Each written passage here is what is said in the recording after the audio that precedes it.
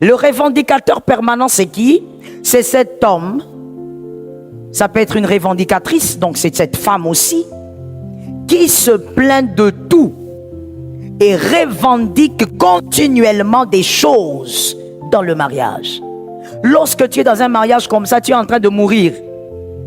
Tu es en train de mourir. C'est être avec quelqu'un qui se plaint de toutes choses et continuellement, sans arrêt.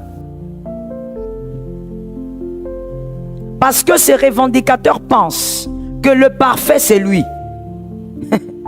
La femme parfaite c'est elle. Que le problème c'est toi. Lorsque vous avez quelqu'un qui réclame ou qui revendique continuellement des choses dans le mariage, sachez que la personne vous lance un message. Que dans ce mariage, c'est toi le problème. Que dans ce mariage aussi, si nous souffrons, c'est toi. Moi, je suis parfait. Moi, je suis parfaite. Oh, ma soeur, dans un mariage comme ça, tu es en train de mourir. Mon frère, tu es dans un mariage meurtrier.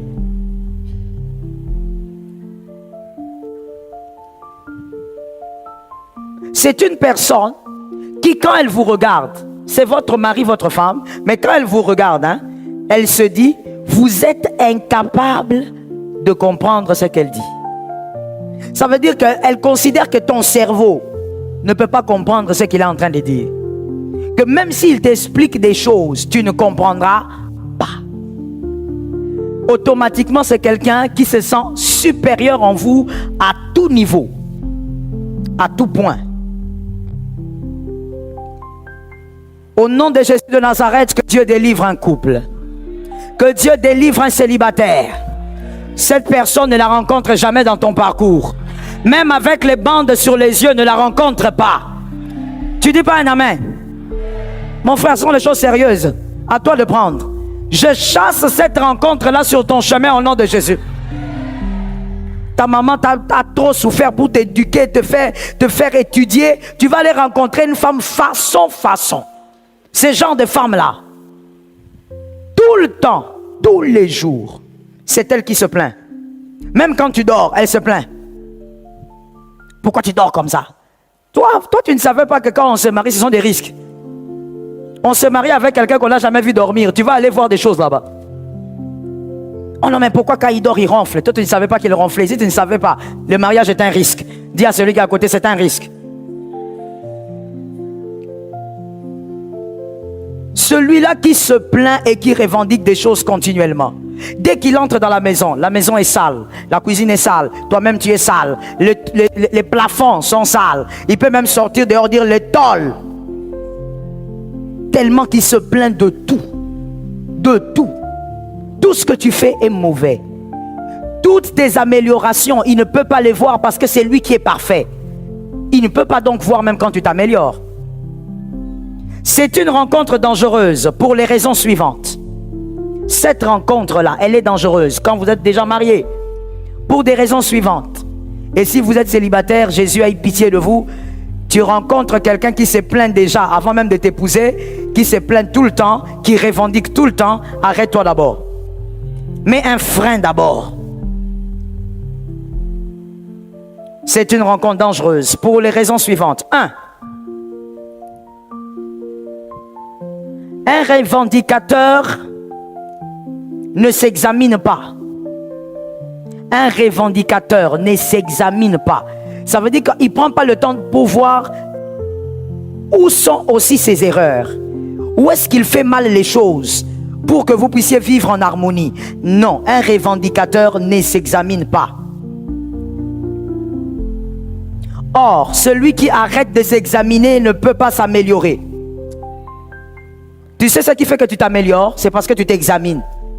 C'est parce que des fois, quelqu'un peut venir te dire, toi tu as un mauvais comportement, hein. Tu réfléchis un peu, tu dis, ah oui, je crois que c'est vrai, il faut que je m'améliore.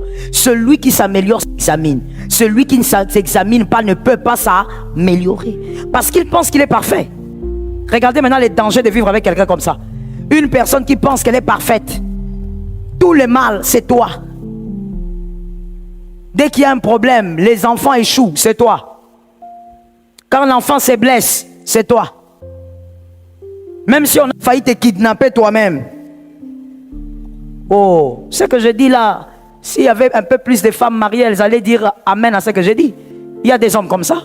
Ça veut dire que la femme, moi j'en ai déjà rencontré plusieurs fois. Il y a des hommes façon dans la vie. Hein. Vous savez, je suis déjà allé prier pour une famille. J'entre là-bas, je prie et puis je calme la tension. Mais en sortant de là, en montant de ma voiture, moi-même dans mon cœur, heureusement que Dieu garde le cœur. Heureusement que Dieu ne montre pas tout ce qu'il y a dans le cœur. Dans mon cœur, tu sais ce que je me dis? Je regarde, je dis un homme façon. Je viens de prier pour lui, hein, mais j'ai dit dans mon cœur, des hommes comme ça vraiment, elle est allée les trouver où? Oui, ça m'est arrivé plusieurs fois. Il y a des hommes bizarres. Permettez-moi, ça choque un peu les hommes, mais c'est comme ça. Des hommes bizarres. Ça veut dire que la femme, elle vient en train de pleurer.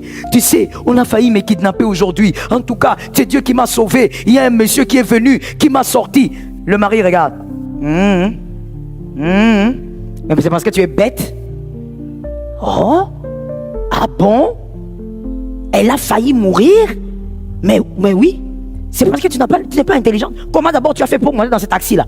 L'homme commence à condamner alors que quelqu'un a failli mourir. Ça existe tellement. Peut-être même à tes côtés, là, il y a quelqu'un comme ça. Je dis à une âme, quelqu'un qui ne s'examine pas ne peut pas s'améliorer. Maintenant, dis-moi, comment tu vas vivre toute ta vie avec un homme, une femme, qui ne s'examine jamais et qui ne s'améliore pas? Tu es dans un mariage meurtrier. Est-ce que quelqu'un m'entend? Deuxième danger, parce qu'on parle des dangers d'une telle rencontre. Deuxième danger, un revendicateur est dans un monde virtuel où il est le centre de tout. Ou on peut même mieux dire, où il se considère comme étant le centre du monde.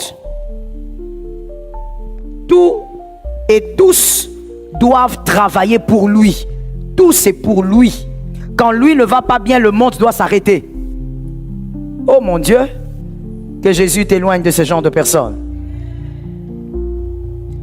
Et il considère que ce que lui donne aux autres, même l'amour là qu'il donne à sa femme ou à son mari, il considère que c'est une grâce. Il considère que la femme qu'il a épousée a eu la grâce de l'épouser. Elle considère que l'homme qu'il a rencontré a eu la grâce de la rencontrer. C'est une personne qui considère que ce qu'elle vous donne, vous ne le méritez pas. C'est une grâce. Et qu'elle est le centre de tout. Que Jésus vous aide. Je veux dire à quelqu'un qui a cette maladie et qui est célibataire, peut-être que tu es là et que Dieu t'a envoyé pour que tu guérisses avant de te marier. Peut-être que ce dont on parle, c'est toi-même qui es comme ça.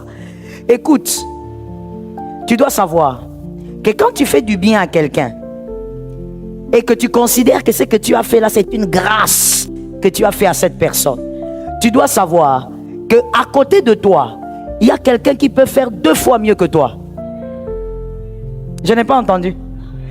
Si je n'ai pas entendu, je veux considérer qu'il y a beaucoup de gens qui souffrent de cette maladie. Je disais, lorsque tu fais du bien à quelqu'un, n'oublie jamais, même si c'est un conseil, et que tout le monde te dit, ah, en tout cas, tu as une sagesse particulière. C'est bien. Mais tu n'oublies pas que quelque part, pas très loin, il y a quelqu'un qui peut faire mieux que toi et puis la personne te fait même disparaître. Je vais répéter ça parce que je sens qu'il y a beaucoup de résistance. Il faut que l'humilité entre en toi. Lorsque tu fais une chose pour les gens, il y a quelqu'un d'autre qui peut faire ce que tu fais et on t'oublie.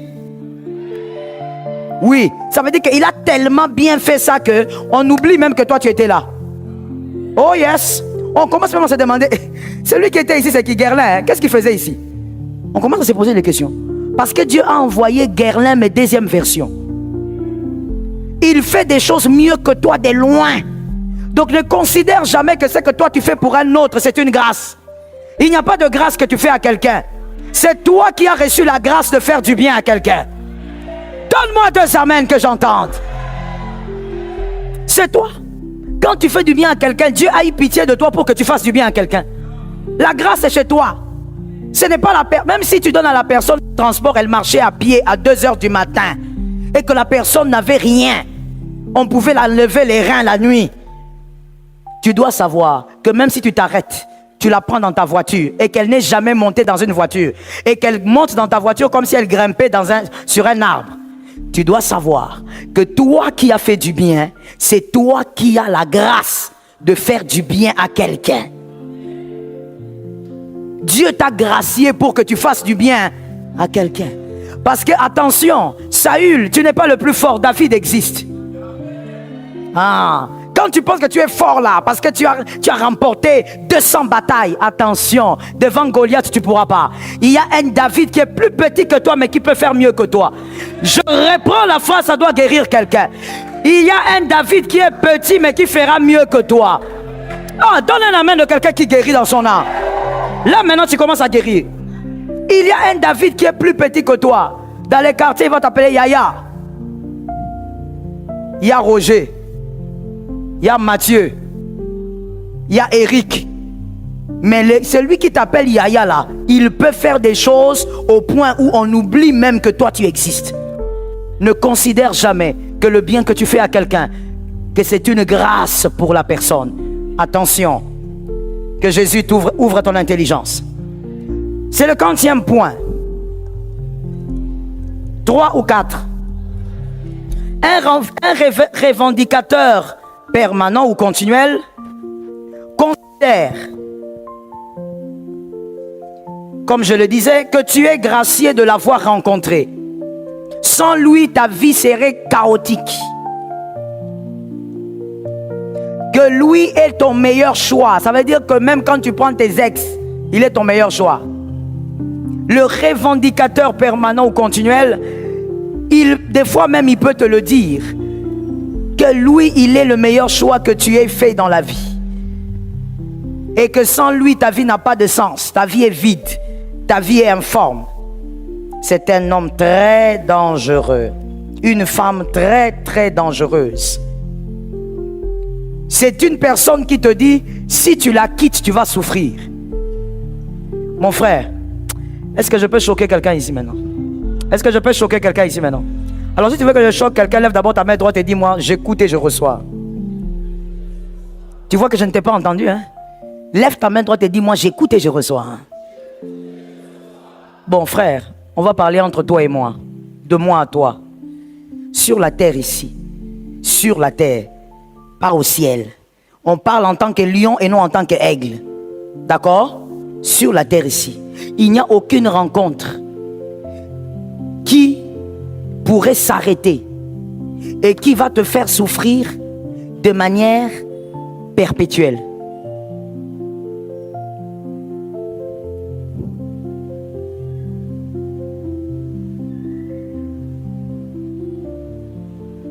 Réfléchis bien.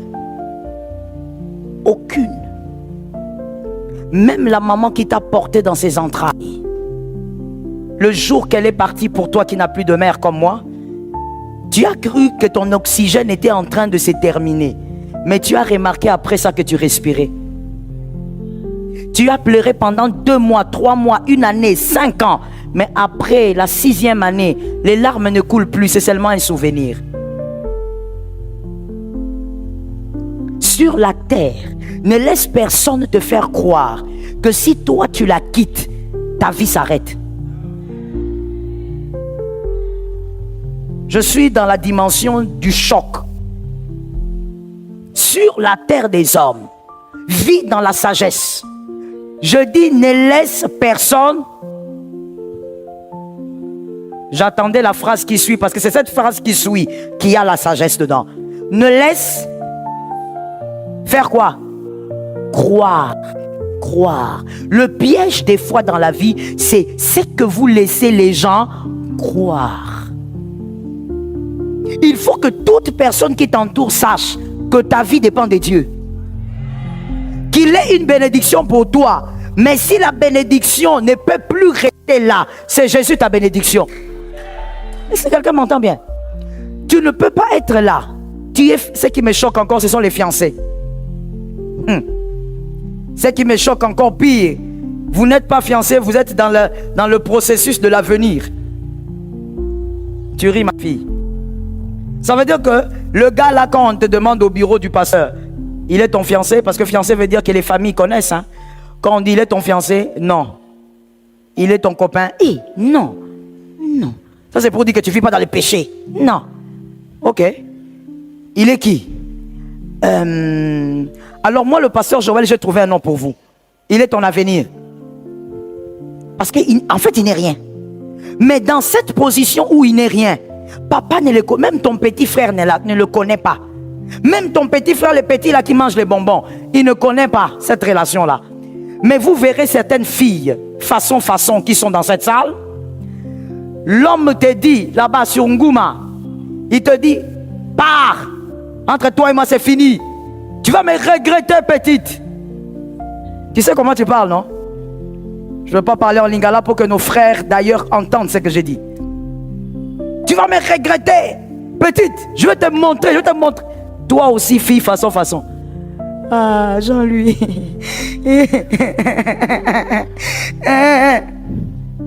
Que je t'attrape. Non, que moi je t'attrape. Ma soeur, tu vas même t'étonner, tu vas me regarder, tu vas dire, hé, maman Joël, c'est quoi? Même ma maman n'est pas... Moi je suis plus que ta maman. C'est que je vais te faire sur la route. Ça veut dire que je vais t'engager à une dimension. D'abord je t'engage. Même le gars va dire, hé, maman, où en êtes? Et moi je vais lui répondre, moi je suis sa maman. Je te prends, je t'introduis dans la voiture. Comment un gars qui n'est rien, qui n'a même pas donné un mouchoir à ta maman, sur la route comme ça, il vient là, il te dit pars. Ou qu'on regrettait. Mais c'est normal, un homme comme ça vraiment. Et toi tu es là en train de pleurer. Pardon. Tu demandes pardon pourquoi? Tu demandes pardon pourquoi? Celui qui considère qu'il est le centre de ta vie ne mérite pas avoir ta vie. Est-ce que quelqu'un m'entend bien? La seule personne qui est le centre de la vie de quelqu'un, c'est Jésus. Voilà pourquoi j'interdis souvent même aux femmes mariées de dire mon mari est toute ma vie. Un homme ne peut pas être toute ta vie. J'ai besoin des amens.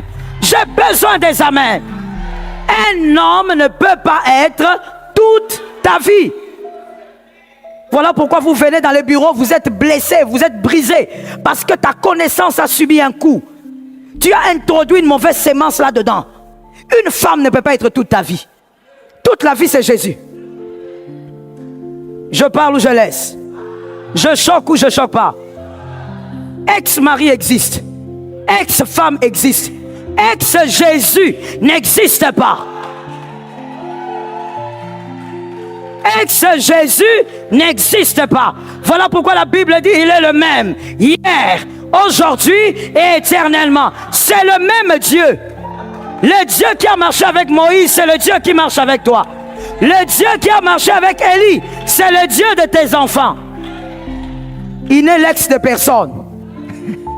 Le seul et l'unique homme de 33 ans environ qui est mort et ressuscité, qui n'a jamais été l'ex de quelqu'un. Il est actuel dans la vie de toutes les personnes qui lui ont donné sa vie.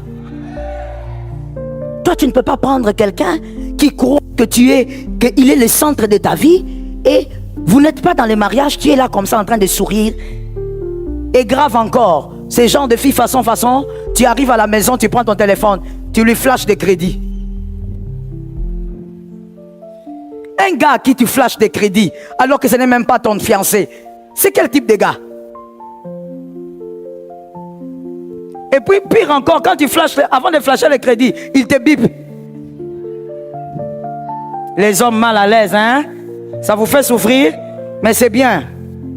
C'est la sagesse, il faut apprendre. Il te bip, Guerlain. Vous bipez Rapouani. Pourquoi vous bipez? Il te bip et puis toi tu prends le téléphone. Ouh, c'est mon chéri. Ton quoi?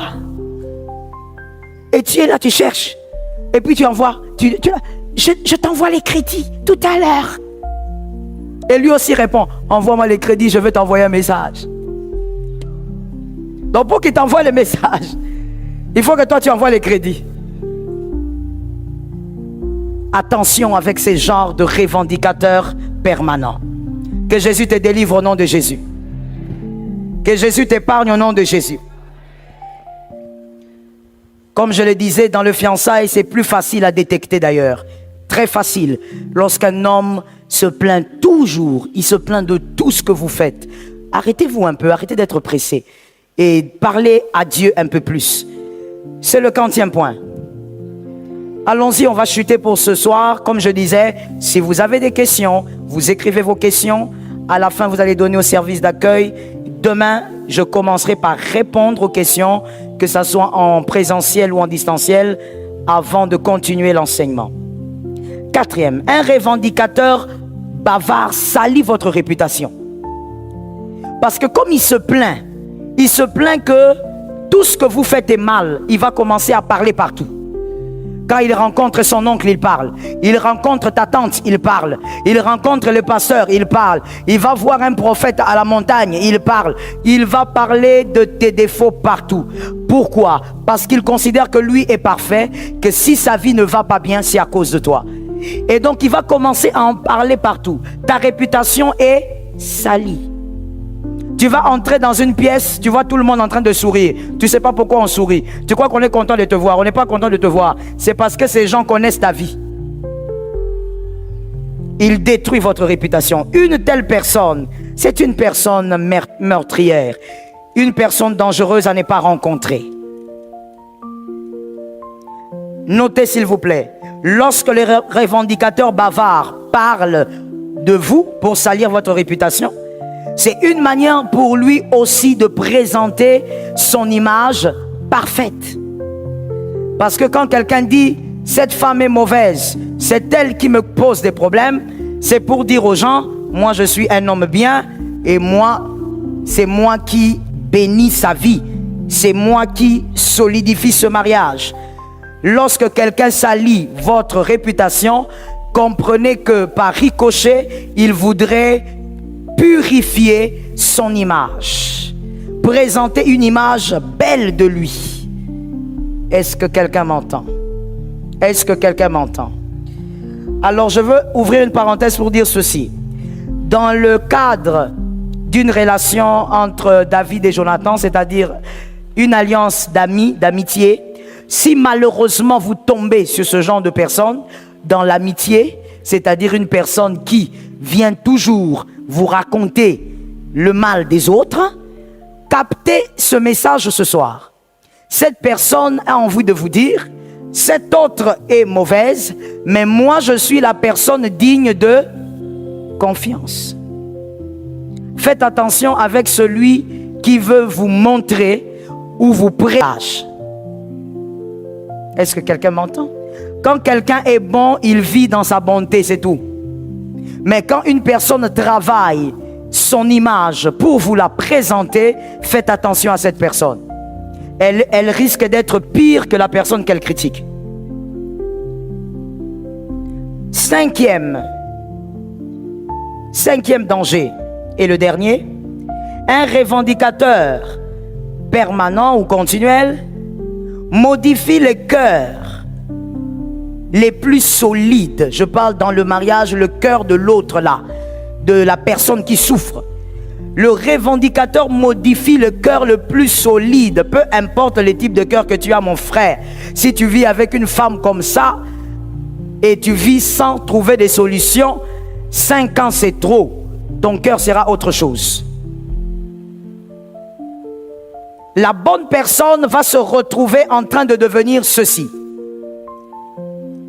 La bonne personne va se transformer, se déformer, on va dire ça comme ça, et va se retrouver en train de devenir ceci. J'espère qu'on écrit avec moi. Premièrement, la personne qui est en face du revendicateur dans le mariage sera insensible.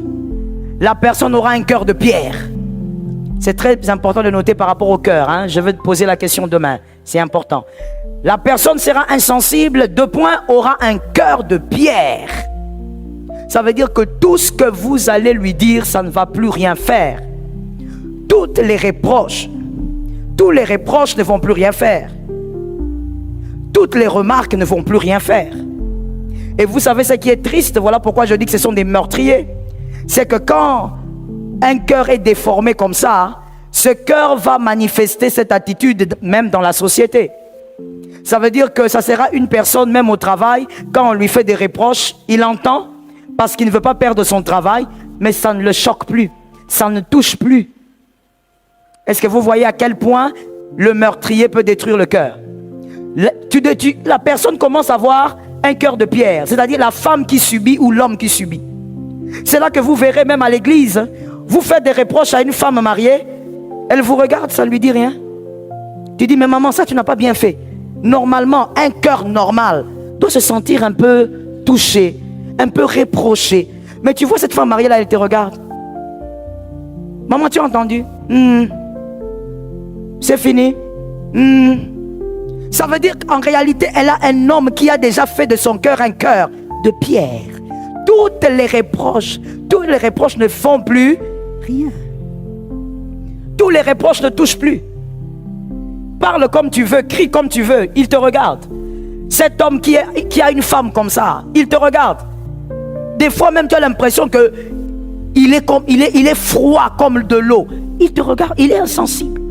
Qui l'a rendu insensible? Son mari, sa femme. Un cœur de pierre. Deuxième type de cœur. Vous verrez, quand c'est quelqu'un d'autre, au lieu d'avoir un cœur de pierre, ce cœur va être brisé. Un cœur brisé. Un cœur en miettes, un cœur totalement brisé. Conséquence d'un cœur brisé, le cœur ne croit plus en lui-même. Le cœur ne croit plus en rien. Dans mon parcours ministériel, j'ai vécu des choses comme ça. Dieu m'a permis aussi d'avoir des filles et des fils comme ça, mais plus des filles. Je bénis le Seigneur parce que la majorité de ces filles sont des filles transformées aujourd'hui. Oui, ce sont des filles avec qui je fais 9 ans, 10 ans, d'autres même 13 ans aujourd'hui. C'est d'autres types de femmes. Des fois même la famille est étonnée. Mais c'était quoi? Malheureusement, papa était un meurtrier comme celui-ci, un revendicateur qui manifestait cela auprès de sa femme, mais ça descend aussi sur les enfants. Et la fille grandit comme ça. Elle ne croit pas en elle. Elle ne croit pas qu'elle peut faire quelque chose dans la vie. Elle ne croit pas qu'elle peut apporter quelque chose. Quand vous parlez dans la réunion, je me rappelle encore, vous pouvez parler dans une réunion de jeunes filles que j'organisais il y a peut-être aujourd'hui combien? Ça va peut-être faire plus de 17 ans que j'organisais ce genre de réunion. Vous êtes dans une réunion avec les jeunes filles, tu lui poses la question, toutes les filles parlent. Quand c'est son tour, j'ai rien à dire. Mais tu n'as rien à dire, on développe un sujet, j'ai rien à dire. Tu es d'accord avec ce qu'on a dit? Je ne sais pas. C'est une fille brisée.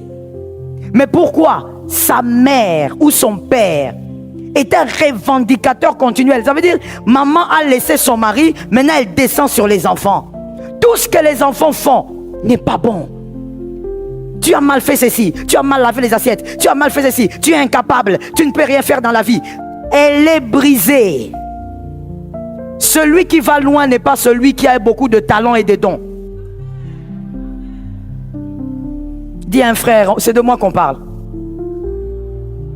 Oh, dis bien, parce que tu iras loin. Dis à un frère, c'est de moi qu'on parle. Celui qui va loin n'est pas celui qui a beaucoup de dons et de talents. Ce n'est pas celui qui a beaucoup de pistons. C'est celui qui croit en lui. Il faut que tu croies en toi. Or, quand on brise ton cœur, on détruit l'estime. Tu as l'impression que ce sont les autres qui font bien. Non, on te donne une responsabilité. Non, donnez à telle sœur, elle va faire mieux que moi. Tu es timoré à l'intérieur de toi. Un cœur brisé. J'ai rencontré des femmes comme ça. L'une d'entre elles, je lui disais, la solution à ton problème, c'est que tu dois entreprendre. Entreprends, fais quelque chose. Comme ton mari te donne de temps en temps de l'argent, organise-toi pour vendre quelque chose. Elle me regarde, elle me dit, pasteur, vous parlez de qui? De moi? Je dis, mais oui, je parle de toi.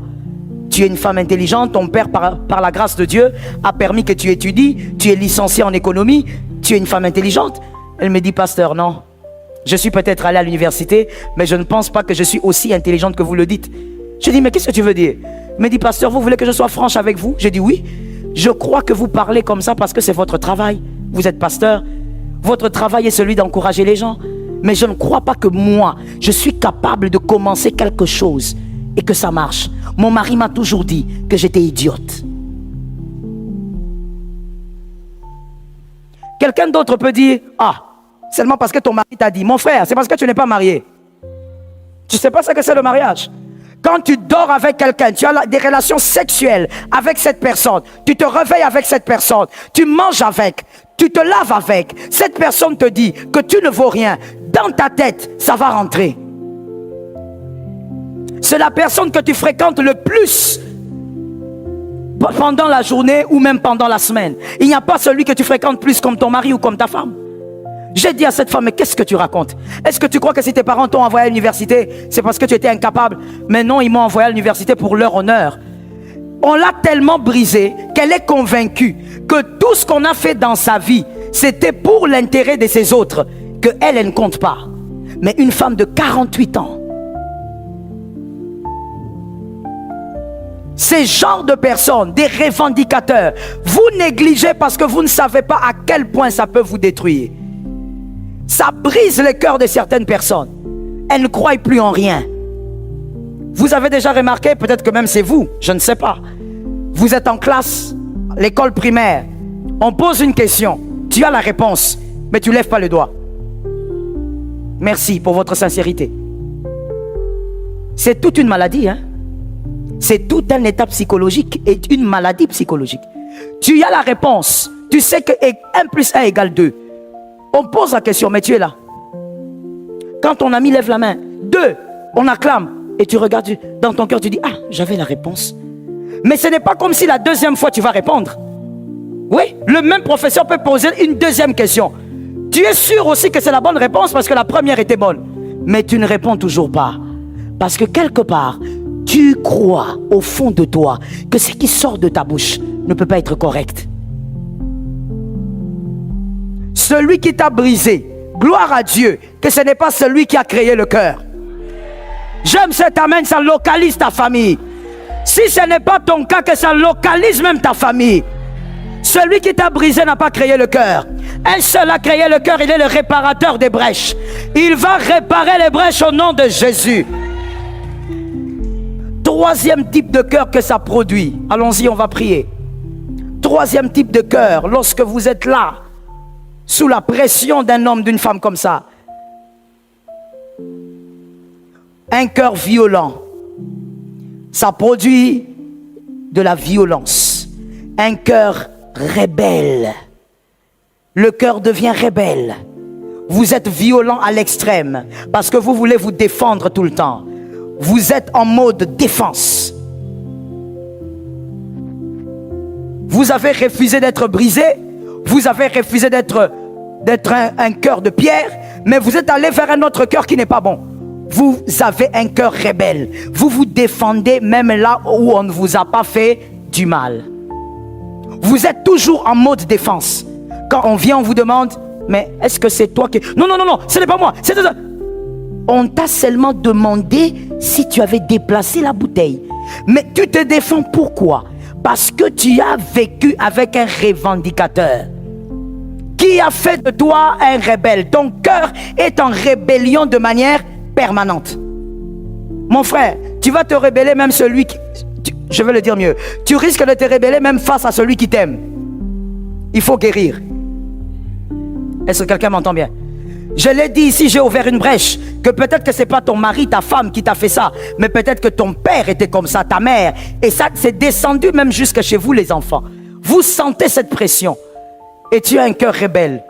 Même à chaque fois qu'on veut te faire quelque chose, tu crois qu'on veut te faire du mal. Alors qu'il n'y a pas de mal. Que Jésus te délivre. Le dernier type de cœur que ça risque de vous donner. Un cœur vengeur. C'est le pire de tous. Un cœur vengeur. Celui qui subit la pression du revendicateur risque d'avoir un cœur vengeur. Tu veux te venger. Tu te rends compte que celui que j'ai épousé ici, il a déstabilisé ma vie. Celui que j'ai épousé, il pense qu'il est parfait. Alors il faut que je trouve des méthodes, que je trouve une stratégie pour me venger. Et ça, je dis, c'est le pire de tous. Je finis par cet exemple. Écoutez-moi bien, s'il vous plaît. J'ai eu je ne sais pas dire si c'est la grâce ou pas, de rencontrer une femme, il y a peut-être 6 ans passés. Cette femme, elle est venue vers moi, elle se confesse, elle me dit, c'était après un culte de femmes, elle vient se confesser, elle me dit, je suis venu vous dire une confession parce que la parole m'a touché, le Saint-Esprit m'a convaincu, je dois vous parler. Je dis d'accord, on va prier. On l'a prié. Et après la prière, elle me dit, je viens vous dire que je suis mariée. À l'époque, ça faisait 6 ans. Je suis marié depuis 18-19 ans, à l'époque déjà. Et j'ai 3 enfants. Les 3 enfants ne sont pas de mon mari. Mais pendant que je parle, mon mari est sur le point de les envoyer à l'étranger. Ils vont aller étudier. Parce que mon mari est convaincu, évidemment, que ce sont ses enfants. Il n'y a personne qui le sait, je suis la seule. Même le père de ces enfants-là ne sait pas. Je suis la seule à le savoir. Et aujourd'hui, vous êtes la 2e personne. Et j'ai posé la question, qui est le père? Il dit, le père, c'est mon voisin. J'ai dit, ok, pourquoi vous avez fait ça? Vous avez des problèmes sexuels? Il dit, non. C'est parce que lui m'a toujours traité comme une moins que rien. Il me dit, pasteur, vous savez comment mon mari m'appelait pendant la sexualité? Le petit nom que des fois les hommes donnent à leurs femmes pendant les moments intimes. Vous savez quel était le mien? J'ai dit non, dis-moi. Torchon. Pendant qu'il fait, j'ai pas fini, le choc n'est pas encore arrivé. Pendant qu'ils sont dans l'intimité, il appelle sa femme Torchon. Torchon. Il y a des enfants ici, alors je vais essayer de dire certaines choses de manière très voilée. Si tu ne comprends pas, c'est pas grave. Et elle me dit, et quand il a fini, il crachait sur moi. Mais il ne crache pas sur la tête, il crache là où il est sorti. Et quand il a fini de cracher, il part. Et quand moi je veux aller prendre un bain, il me donne un seau. Alors qu'on a une douche dans la maison, il me donne un seau. Il dit, toi tu vas prendre ton bain dehors. Tu es un animal. Les animaux ne prennent pas le bain dans la maison. Et elle me dit, c'est comme ça que je vivais. Et au point où, pasteur, à un moment, j'ai arrêté de me maquiller, j'ai arrêté de m'occuper de mes cheveux. Je ne faisais que des nattes. J'ai arrêté d'acheter même des vêtements. Je m'habillais avec ce que j'avais là. Et des fois, ma mère venait fâchée, elle m'offrait des pagnes. Elle dit, il faut te soigner quand même. J'ai laissé ça comme ça. Des fois, j'offrais. Et un jour, mon voisin m'a appelé. Il m'a dit, mais pourquoi toi, tu te négliges comme ça? Il dit, mais je me néglige, ça veut dire quoi? Mon mari veut que je sois comme ça. C'est comme ça qu'elle avait pu esquiver. Il dit, non, le voisin lui dit, non, non, non, non, non. Toi, tu es une belle femme. Alors elle dit, la première phrase qui est sortie, je suis resté là-dessus. J'ai dit au voisin, pardon? Tout est parti par pardon. Elle a dit, à partir du jour où j'ai commencé à prendre soin de moi pour plaire aux voisins, j'ai remarqué que j'étais une autre femme. J'ai commencé à m'épanouir. C'est en ce moment-là que j'ai décidé de me venger. Et je me suis dit, le mal que moi je ferais, même dans son cauchemar, il ne pourra pas réparer ce mal-là. Quand elle a décidé là, elle n'avait pas encore d'enfant. Et c'est comme ça que un cœur qui veut se venger peut aller très loin. Pendant qu'elle me parlait dans mon bureau, je t'ai dit il y a plus de 6 ans, j'imagine aujourd'hui ces enfants sont des grands enfants, peut-être même mariés. Mais pendant que moi je te parle, cet homme ne sait pas que ce ne sont pas ses enfants. Le cœur qui veut se venger. Il y a une phrase que mon mari aime dire que j'aime beaucoup, parce que ça me fait réfléchir. Des fois même lui-même il me pose la question, mais pourquoi tu aimes cette phrase? Je dis, mais parce que ça me fait toujours réfléchir. Des fois même je sursaute dans ma voiture, j'ai réfléchi à ça. C'est très profond, mais apparemment simple. Mon mari aime dire ceci: il ne faut pas faire du mal aux gens, parce que n'importe qui peut faire du mal à n'importe qui. Il ne faut jamais te sentir fort au point de dire, ah ça c'est qui? C'est une petite là que moi j'ai encadrée. Calme-toi. Tu ne peux pas savoir ce qu'un cœur qui a de la vengeance peut produire. Je ne dis pas que c'est bien, mais je te montre comment le cœur de l'homme peut réfléchir. Jusqu'où le cœur de l'homme peut aller. Je te donnais cet exemple, mais peut-être que parmi les exemples qu'il y a dans ton quartier, peut-être que ce n'est même pas le pire des exemples. Peut-être que dans ton quartier, il y a pire que ça. Le cœur de quelqu'un qui veut se venger peut aller très loin. Je vais te choquer en disant, lorsque quelqu'un veut se venger, le diable lui prête son cœur. Il commence à réfléchir comme le diable, parce que son seul souci c'est quoi? Et ça aussi j'en ai vu, des femmes qui ont décidé de se venger, au prix même de détruire son propre corps. L'essentiel c'est qu'il voie son mari souffrir, même en détruisant son corps. C'est ça l'esprit de vengeance, le démon de vengeance. Fais attention mon frère, quand tu vis avec ta femme, ne considère jamais que tu vis avec un être faible. Les hommes intelligents ont déjà réglé ça depuis longtemps. Ils ont déjà mis une virgule dans ces versets-là. Ne considère jamais que celle-ci, je peux la mater, je peux la faire celle-ci. Quand moi je parle, elle pleure. Attention à la femme qui pleure quand tu te fâches. Est-ce que je parle à quelqu'un? Les hommes, donnez-moi les amens, c'est à vous que je parle. Oui, c'est à vous que je parle. Attention, quand toi tu parles, elle pleure, toi tu es là. Tu pleures, hein, tu vas voir. Une femme qui te pleure quand tu es fâché. Frère, tu connais la chose là que nous avons à l'est du pays qui s'allume avec le feu dedans? Non, ne cite pas ça, je connais ça moi-même, mais je sais pourquoi j'ai dit ça comme ça. Tu crois que j'ai oublié le nom là? Tu vois la chose là, ressemble à une montagne comme ça, dedans. Et des fois,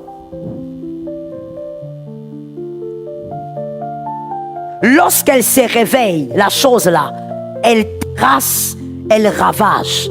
Une femme qui pleure quand toi tu te fâches, pire qu'un volcan. Même si elle a la Bible sous les aisselles. Fais attention. Ne considère jamais que c'est toi l'homme fort. C'est toi qui es habilité à faire du mal. C'est toi le plus grand manipulateur. Tu te trompes. Il y a toujours plus fort que toi. Même dans un vêtement de petitesse.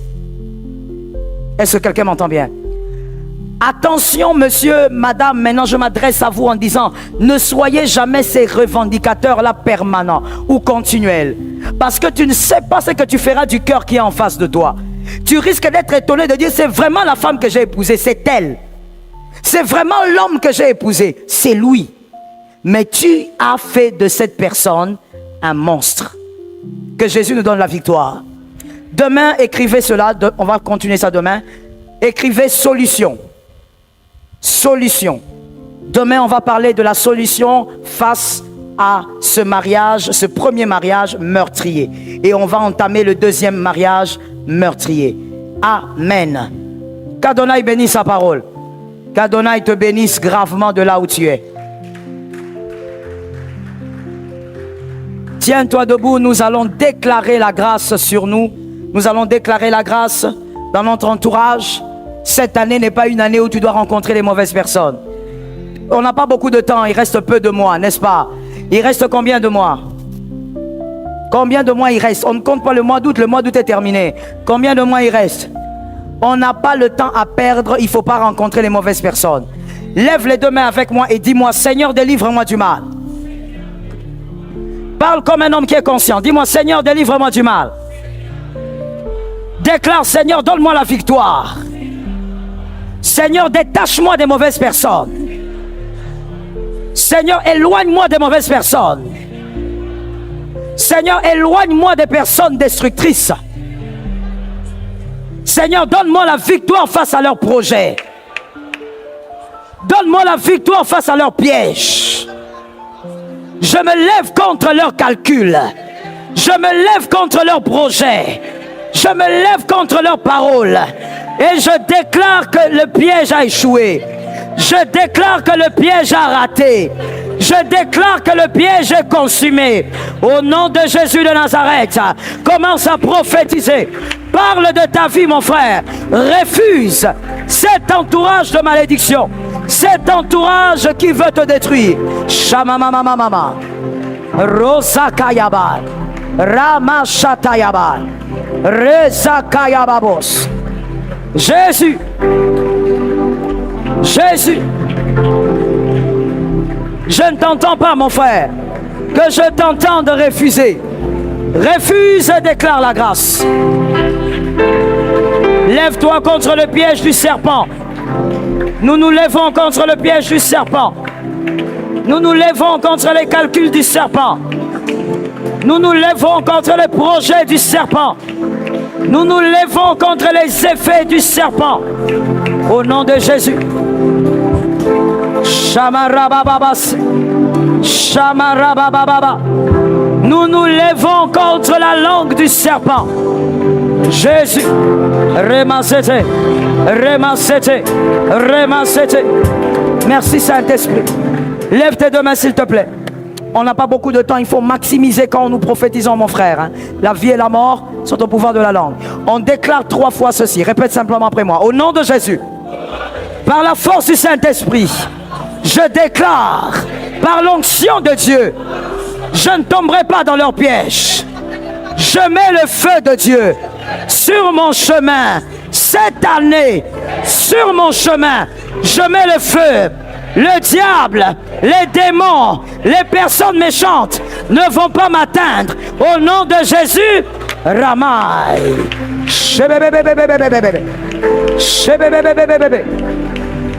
Jésus. Rabababo sete bababo. Ramama sakaya baba. Marababa sakaya baba.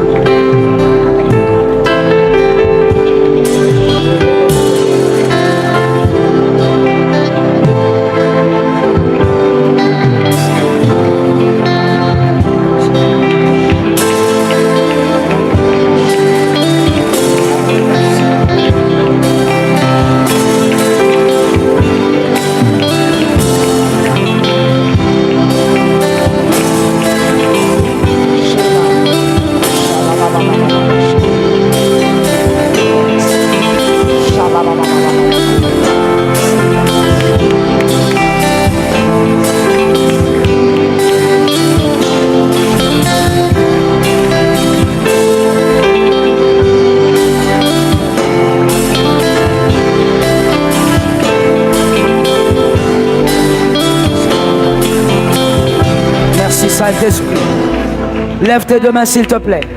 Le Saint-Esprit, lève tes deux mains s'il te plaît. La première main que tu lèves, c'est ta vie. La deuxième main, ce sont les mariages dans la famille. Le Saint-Esprit me dit, nous devons déclarer la restauration des mariages brisés dans la famille. La même onction, elle va attirer les mariages favorables. Je déclare et tu dis l'onction dans ma famille. Au nom de Jésus, par la force de Dieu, nous ordonnons ce soir, par l'autorité du Saint-Esprit, pour des mariages de paix, pour des mariages de joie, pour des mariages de... We were in love that never meant to stay. Some things are real, even when they fade.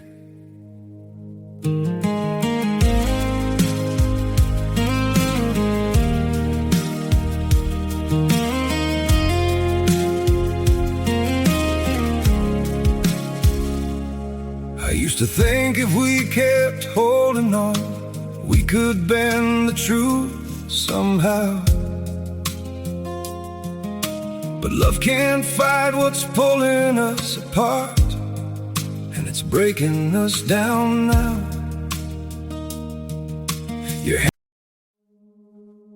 We were in love that never meant to stay. Some things are real, even when they fade.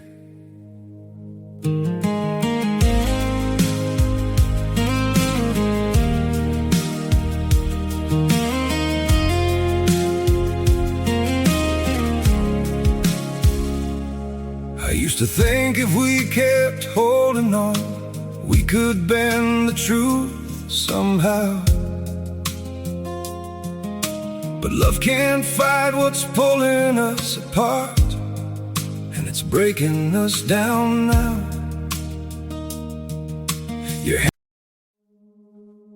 We were in love that never meant to stay. some things are real, even when they fade.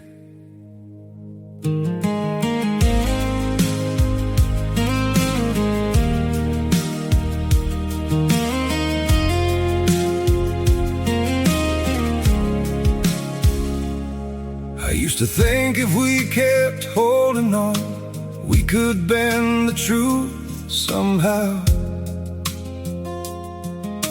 But love can't fight what's pulling us apart, and it's breaking us down now. Your hand, we were in love. That never meant Stable pour de mariage de foi au nom de Jésus de Nazareth. Marezoka, Jésus.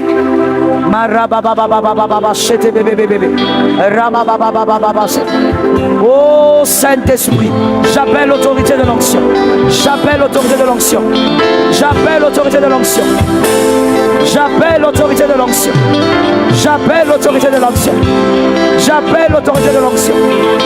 Marababa chetebe. Marababa chetebe. Marababa chetebe. Marababa chetebe. Marosotebabos. Marababosa. Jésus, que l'huile localise tes frères, que l'huile localise tes sœurs. Jésus, restauration, restauration, restauration, restauration, restauration, restauration, restauration.